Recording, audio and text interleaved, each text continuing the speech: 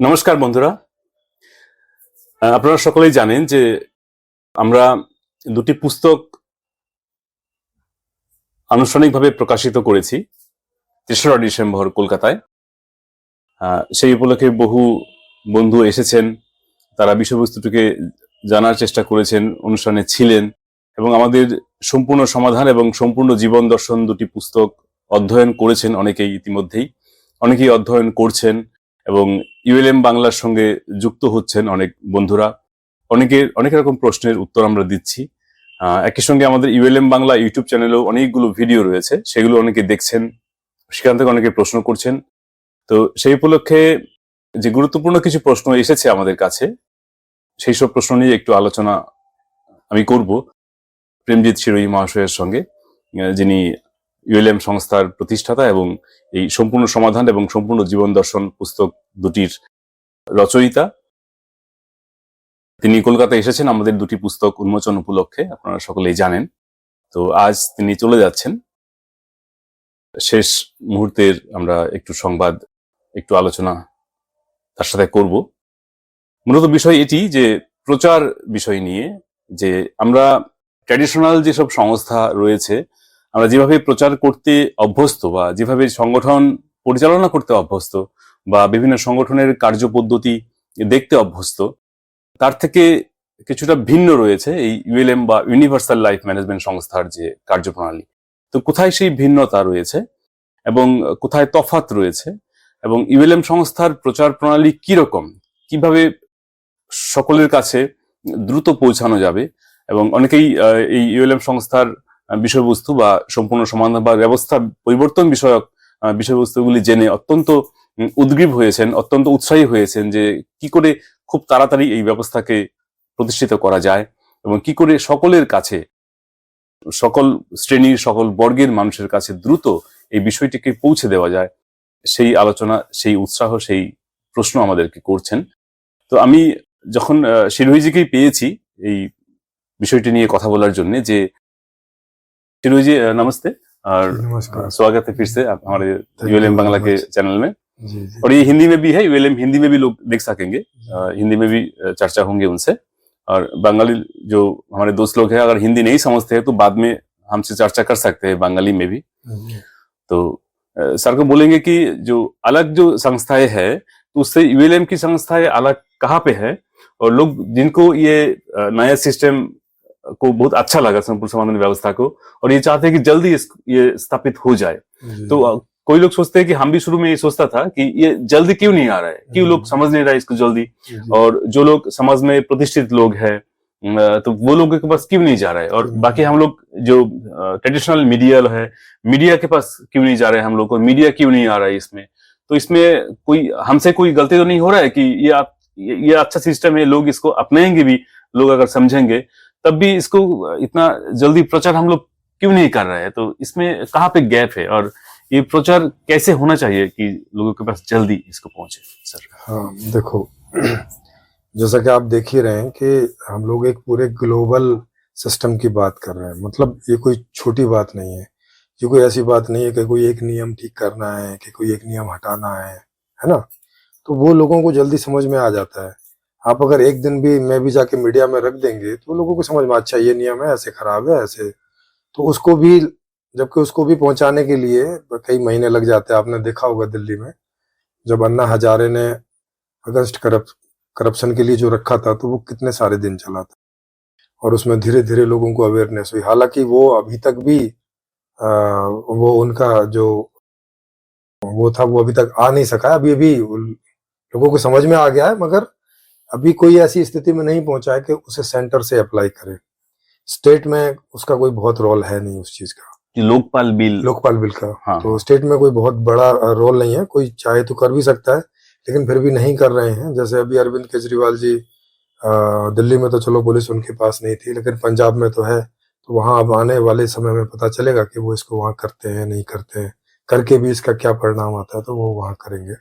और सेंटर में तो जब तक कोई ऐसा आदमी सेंटर में नहीं पहुंचे तो वो नहीं आ सकता, जबकि उनके पास मीडिया भी है, उनके पास पैसा भी है, उनके पास सब कुछ भी है, कोई कमी नहीं है उनके पास में। लोग इसको समझ भी रहे हैं।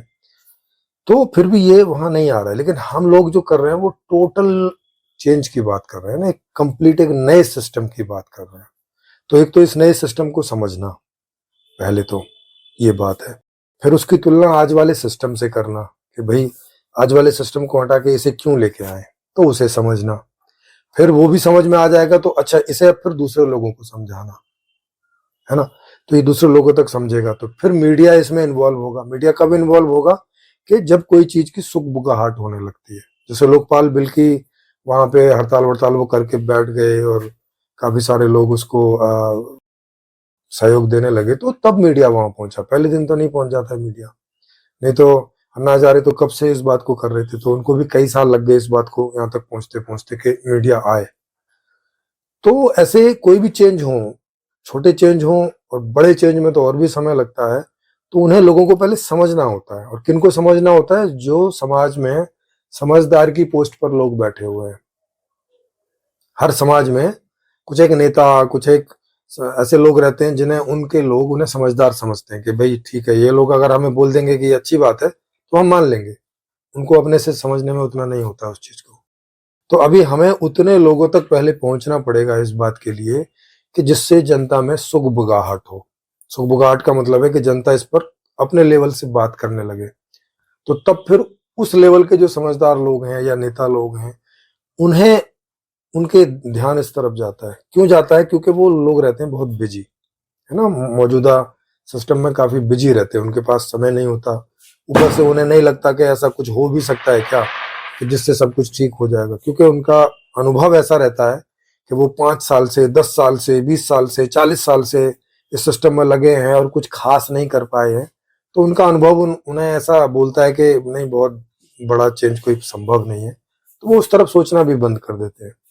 पर वो उस तरफ कब सोचेंगे? जब जनता में सुगबुगाहट होने लगेगी, तब उन्हें लगेगा कि नहीं, शायद शायद कुछ आ रहा है, शायद कुछ है जो हमें एक बार देखना चाहिए। तब वो इसे देखेंगे, तब मीडिया भी देखेगा, तब नेता भी देखेंगे, तब उद्योगपति भी देखेंगे। और जिस दिन ये होगा, अब वो 2 साल में हो जाए, 4 साल में हो जाए, जब भी हो जाए, जिस दिन ये होगा उसी दिन ये मामला जो मुख्य मीडिया है वहां पहुंच जाएगा, जो मेन स्ट्रीम के लोग हैं वहां पहुंच जाएगा। वहां पहुंचेगा तो फिर उस लेवल पर डिस्कशन होगा, सब होगा, हम लोगों को भी वहां बुलाएंगे। तो फिर ये बात वहां के उस प्लेटफॉर्म से पूरे भारत में पहुंच जाएगी, क्योंकि फिर तो सारे अखबार, सारी पत्रिकाएं, सारा मीडिया, सारा सोशल मीडिया, सारे पार्टी के लोग, पार्टी के भी सारे कार्यकर्ता सब इस तरह की बातें करने लगेंगे। लोग उनसे पूछने भी लगेंगे इसमें क्या अच्छा है, क्या बुरा है। हमसे भी पूछेंगे इसमें क्या अच्छा है, क्या बुरा है। हमारी और उनकी मीटिंग करा के और क्रॉस डिस्कशन भी कराएंगे, क्योंकि वो सवाल पूछेंगे, हम जवाब देंगे, या हम सवाल पूछेंगे, वो जवाब देंगे। तो फिर ये एक ऐसी स्थिति में पहुंचेगा कि हाँ ठीक है, अब आधे से अधिक लोग इस मामले में होंगे कि भाई अब ये तय करना है कि ये लाना है कि नहीं लाना है। तब की बात। अभी तो एक एक आदमी को तय करना है। जैसे हमने तय कर लिया कि लाना है, जैसे इन्होंने तय कर लिया कि लाना है, वैसे ही जिस जिस तक भी ये पहुंचता जाएगा, व्यक्तिगत तौर से उन्हें ये तय करना है कि ये आना चाहिए कि नहीं आना चाहिए। आना चाहिए तो इसे हम उस लेवल तक पहुंचाएं जबकि ये मेन मीडिया में मुख्य विषय बन जाए। तो तब, अब ये स्लो प्रोसेस क्यों है? उसके कई कारण है। एक तो ये है कि ये बड़ा सिस्टम है तो समझने में टाइम लगता है, नंबर एक। दूसरा ये है कि हम लोगों के पास कोई अडानी अंबानी या बड़े नेताओं के जैसे संसाधन नहीं है कि हम लोग अपने खर्चे से मीडिया को बुला के और उनमें ये बात सारी रख दें और 10-20 दिन का डिस्कशन हम लाखों करोड़ों अरबों रुपए खर्च करके और देश दुनिया के बीच करा दें। तो वैसी हमारी स्थिति नहीं है। तो इस वजह से ये शुरू में स्लो जाएगा। कब तक? जब तक के ये सुगबुगाहट ना होने लगे। जब तक, जैसे ही सुगबुगाहट होगी तो फिर ये वही गति पकड़ लेगा जो अगर हमारे पास में संसाधन होता तो आज हम इसको वो गति पकड़वा सकते थे। तो वो तो है नहीं है, तो वो संभव नहीं है। इसलिए इसमें टाइम लग रहा है और लगेगा। और हिस्ट्री में आप उठा के देख लीजिए, जितने भी आंदोलन टाइप के हुए हैं, हालांकि वो तो कोई एक एक चीज के लिए हुए हैं, तो भी उनमें समय लगा है, सालों लगे हैं, और उनका अप्लाई होने में तो और भी ज्यादा समय लगा है। तो ये चीज है। तो इसलिए जो भी लोग इससे जुड़ रहे हैं वो ऐसा ना समझे कि ये जल्दी क्यों नहीं आ रहा है। उन्हें ऐसा लगता है कि बहुत बढ़िया चीज है यार, कल ही आ जाए तो ये सारी समस्याएं खत्म हो जाए, ये हो जाए, वो हो जाए। लेकिन चूंकि हमारा ढंग भी लोकतांत्रिक है ना, लोकतांत्रिक वे है, तो जब तक आधे लोग इस बारे में हाँ नहीं करेंगे तब तक अगला कदम हम लोग उठा नहीं सकते, कोई मीनिंग नहीं है उसके उठाने का। आधे लोग माने भारत में 100 करोड़ वोटर है, तो जब तक 50 करोड़ वोटर इसके लिए सर्वे में या दूसरे ढंग से हाँ नहीं करते कि हमें पता चले, तो फिर अगला कदम इसको लाने का उठाया जाए। उसके पहले तो फिर वही है कि अपने आप को बिना मतलब के इन्वॉल्व करना है और एक टाइप के कंपटीशन में जाना है, दलों के कंपटीशन में, जो हमारा कोई वैसा एम है नहीं उस तरह का। जी धन्यवाद सर। और अगला जो क्वेश्चन आता है वो आपने जो जितने स्पीड से लोग जुड़ रहे हैं और जान रहे हैं ये चीज को, तो आपने बोला कि ये 2029 तक एक टारगेट आपने दिया है कि इस कैलकुलेशन यहाँ तक हम लोग परसेंटेज आ सकता है। जी जी जी। तो वो कैलकुलेशन का जो बेस है वो आप कैसे तय किया है? उसका बेस मेरा है, क्योंकि मैं खुद एक टेक्निकल आदमी हूँ, साइंस बैकग्राउंड से हूँ, टेक्निकल बैकग्राउंड से हूँ, कंप्यूटर बैकग्राउंड से हूँ, तो मैं इस आईटी सेक्टर को, इसकी स्पीड को जानता समझता हूँ। प्लस मेरा खुद का 2 साल का ये अनुभव है, जो हम लोगों ने ऑनलाइन सारा प्रयास किया, क्योंकि लॉकडाउन के जस्ट पहले ये शुरू हुआ था और अभी लॉकडाउन ढंग से पूरा खत्म भी नहीं हुआ है, अभी थोड़ा बहुत इधर उधर जाना शुरू हुआ है। तो 2 साल में हम लोगों का जो स्पीड पकड़ा है उसको आधार बना के मैंने इसको कैलकुलेट किया है। तो मुझे ऐसा लगता है मेरी कैलकुलेशन के आधार से कि 2027 के आसपास हम लोग 50 करोड़ लोगों की सहमति पा जाएंगे। अच्छा, हाँ, पा जाएंगे तो 2027 में फिर हम लोग एक पॉलिटिकल पार्टी का रजिस्ट्रेशन करेंगे। 2027 का मतलब है कि 2-4 महीने पहले हो सकता है, 2-4 महीने बाद, थोड़ा माइनस प्लस आप लेके चल सकते हैं। तो फिर हम लोग एक पॉलिटिकल पार्टी का रजिस्ट्रेशन करेंगे। अगर हम आधा माने 50% जो जनमत है उसको पा जाते हैं, तो थोड़ी देर से पाएंगे तो थोड़ी देर से रजिस्ट्रेशन करेंगे, थोड़ा जल्दी पा जाएंगे तो थोड़ा जल्दी से रजिस्ट्रेशन करेंगे। लेकिन मेरी कैलकुलेशन लग रही है कि 2027 के आसपास ये संभव है। उसके बाद फिर 2 साल के बाद में 2029 के इलेक्शन है, माने उसके बाद भी हमारे पास 2 साल का टाइम होगा। एज ए पॉलिटिकल पार्टी इन चीजों को और दूर दूर तक और ढंग से, पॉलिटिकल ढंग से भी इसके ऊपर डिस्कशन ये सब वो होंगे। तो क्योंकि जब तक हम पॉलिटिकल पार्टी नहीं बनते तब तक लोग हमें एज ए एनजीओ लेंगे। पॉलिटिकल पार्टी बनने के बाद में तो फिर ये श्योर हो जाएगा कि अच्छा फिर अब तो लोकसभा के इलेक्शन में जा ही रहे हैं, तो उस समय और तेज स्पीड बढ़ेगी। तो 50 का तो आंकड़ा हम पहले ही पार कर लेंगे। उसके बाद में भी मेरी जो कैलकुलेशन है वो ये है कि जो उसके बाद 2 साल के बाद इलेक्शन होंगे 2029 के, 90 का आंकड़ा के आसपास हम लोग होंगे। 90% लोग इसके साथ सहमत होंगे। और ये मैं मेरी तरफ से ज्यादा ना समझा जाए इसे, कि अगर हम जितनी वोटिंग होती है 70-80% टोटल वोटिंग होती है, तो उसका 90% वोट हम पा सकते हैं हमारे इलेक्शन में। और 543 की 43, या अगर इन्होंने लोकसभा की सीटें बढ़ाई तो वो आज के हिसाब से समझे 543 की 43 सीटें हम लोग जीत सकते हैं। और जीत सकते हैं तो उसके बाद में एक कानून भर बनाना है कि भाई पब्लिक रेफरेंडम से संविधान का एक अंश या पूरे संविधान को रिप्लेस किया जा सकता है। ये ताकत पब्लिक को हम लोग वहां जाके इस कानून बना के दे देंगे। ये ताकत जैसी पब्लिक को चली जाएगी तो उसके बाद फिर रेफरेंडम होगा कि जो मौजूदा संविधान है इसको जारी रखना है, या ये जो नया संविधान प्रेस्क्राइब हुआ है इसे आप लाना चाहते हैं। तो आप समझ ही सकते हो, जब 50 या 90% वोटिंग हमारे पास होगी तो पब्लिक रेफरेंडम इसी उसमें होगा, क्योंकि हम तो जा ही रहे हैं इस बात के लिए। हमारा तो कोई दूसरा मैनिफेस्टो है नहीं ना। तो अब 50%, 60%, 70% जो भी लोग उस बारे में पब्लिक रेफरेंडम कर देंगे तो उससे नया संविधान पारित हो जाएगा, पुराने वाला संविधान बेदखल हो जाएगा। इस तरह से आ जाएगा। तो मेरी कैलकुलेशन का जो आधार है वो ये है, जो अब तक का एक्सपीरियंस, ऊपर से मैं आईटी पर्सन हूँ, तो उस तरह से मुझे मालूम है कि सोशल मीडिया कैसे चलता है, और माउथ टू माउथ जो एडवर्टाइजिंग होती है वो कितना समय लेती है, ये कंटेंट यानी सिस्टम जो है ये कितना बड़ा है, इसे समझने में एक आदमी को लगभग कितना समय लग जाता है, ये सारी मेरी कैलकुलेशंस है। उन कैलकुलेशंस के आधार पर मैं ये बात कह के चल रहा हूँ। तो ये है। ओके, और लास्ट सवाल है, वो है जो यूएलएम बांग्ला में जो दोस्त लोग जुड़ रहे हैं, साथी लोगों को आपकी एडवाइस क्या है, कैसे काम करें वो लोग, उसमें क्या गाइडलाइंस है? इसमें ऐसे करके समझो कि इसमें मैं जो कहना चाहूंगा वही वो समझें, क्योंकि इसमें गाइडलाइन उतना काम नहीं करती है इन सब चीजों में। अच्छा, इसको आप ऐसे समझें कि संपूर्ण समाधान आपने पढ़ा, साथ में जीवन दर्शन भी पढ़ा, अगर पढ़ा तो वो अनिवार्य नहीं है। लेकिन अगर किसी को थोड़ा डीप लेवल पे काम करना है इसमें, तो वो उसको उसे पढ़ना पड़ेगा। तो एक को पढ़ के या दोनों को पढ़ के आपको आपके अंदर से ही ऐसी समझ आएगी, प्रेरणा आएगी कि मैं इसमें ये योगदान कर सकता हूँ। क्योंकि आपकी क्या क्षमता है ये आप बेहतर जानते हैं, मैं तो जानता नहीं हूँ, मैं जान भी नहीं सकता। आप बेहतर जानते हैं अपनी क्षमताओं को, और इसको पढ़ के आप जान जाएंगे कि ये क्या पूरा प्रोसीजर है, और आपके आसपास आपकी कितनी फैन फॉलोइंग है, आप कितना सोशल मीडिया पर एक्टिव है, या क्या आपकी स्थिति है, वो आप बेहतर जानते हैं। तो उसमें इसको आप कैसे लोगों तक जल्दी से जल्दी, ज्यादा से ज्यादा कैसे पहुंचा सकते हैं, ये आपको ज्यादा समझ है इस बारे में।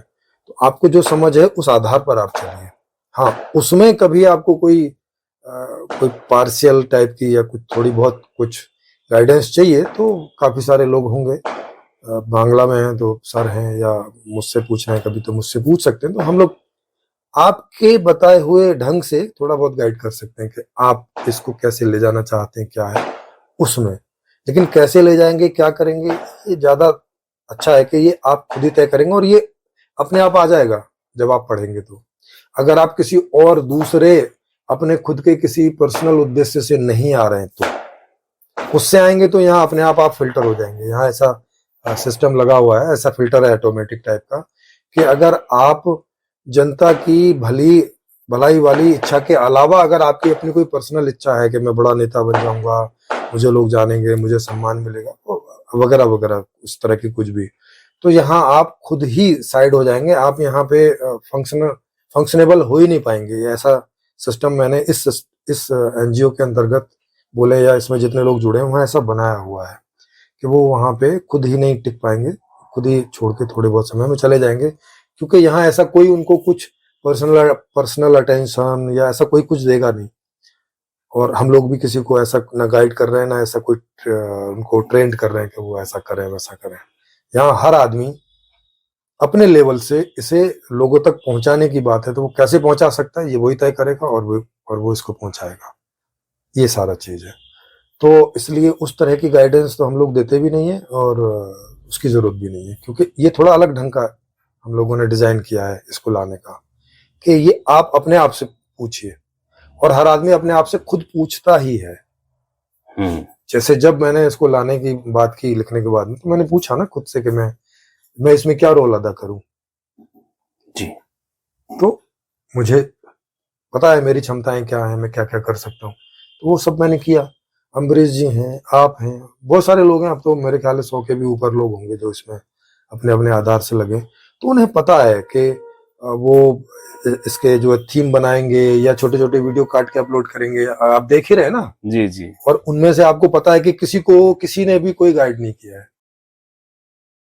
आपको भी किसी ने गाइड नहीं किया होगा, सर को भी गाइड नहीं किया होगा, मुझे भी किसी ने गाइड नहीं किया, अन्नपूर्णा जी हैं उनको किसी ने गाइड नहीं किया, अम्बरीश जी को किसी ने गाइड नहीं किया, सुकांत प्रधान जी हैं उनको किसी ने गाइड नहीं किया, मुकुंद जी हैं, मतलब बहुत सारे लोग हैं। आप अभी नाम लिखने बैठोगे तो 100 के ऊपर नाम चले जाएंगे फिलहाल। तो 2 साल में ही हम इतने आगे पहुंच चुके हैं, आप सोच सकते हो इस स्पीड को। तो सब स्वयं प्रेरणा से लगे हैं इसमें। मतलब आपके अंदर अगर समाज के भले की बात है तो आपके अंदर खुद ही आएगा ना कि यार मैं इसे ऐसा कर लूं, मैं ऐसा कर लूं, मैं ऐसा कर लूं। बस वैसे आप ट्राई करो, उसी में आप सीखते भी जाते हो कि कौन कौन से चीजें ज्यादा काम कर रही हैं। तो ऐसे करके मैंने भी ऐसे सीखा है। मेरी भी कोई सारी चीजें उस तरह से काम नहीं करी ना जैसे मैंने सोची होंगी। करते करते करते समझते समझते सब ऐसे समझ में आता है। तो ये है जी, धन्यवाद স্যার। जी। তো আমি বাংলাতেই বলছি। স্যার যেটা বললেন সেটা এটি যে এই বিষয়টি পুরোপুরি উন্মুক্ত সমাজের জন্য, এটি পুরোপুরি সামাজিক কাজ, এটি কোনো কমার্শিয়াল বা কোনো বিজনেস বিষয় নয়, বা কোনো ট্র্যাডিশনাল যে এনজিও বা কোনো সংস্থা এমনও নয়। এটি পুরোপুরি সকলের জন্য, সকল শ্রেণীর সকল বর্গের সমস্ত মানুষের জন্য এই ব্যবস্থা, সে দরিদ্র হোক বা বিত্তশালী, সকলের জন্য এই ব্যবস্থা। সুতরাং এটি সমস্ত মানুষের কাছেই এটি প্রচারিত হওয়া জরুরি। সুতরাং আপনি সম্পূর্ণ সমাধান এবং সম্পূর্ণ জীবন দর্শন পুস্তক অধ্যয়ন করুন এবং আমাদের সঙ্গে আলোচনা করুন। আমাদের ইউএলএম বাংলা, ইউএলএম হিন্দি, ইউএলএম ইংলিশ, ইউএলএম রাশিয়া সব চ্যানেলে বিভিন্ন ভিডিও রয়েছে, আলোচনার অনেক ভিডিও রয়েছে, সেগুলো দেখুন।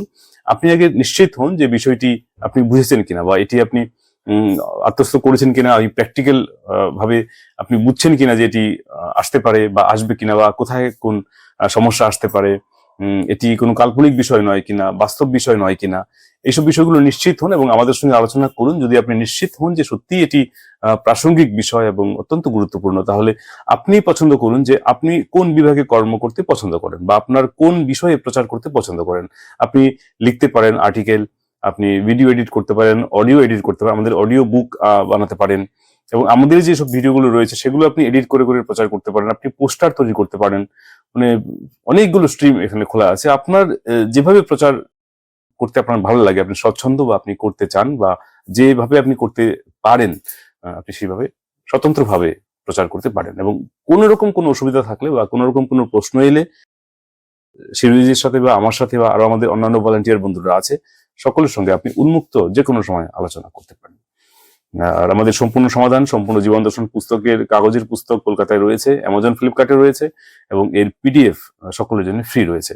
তো আমাদের সকলের নম্বর ডেসক্রিপশন বক্সে থাকবে, আপনি যোগাযোগ করতে পারেন। সকলকে ধন্যবাদ, নমস্কার।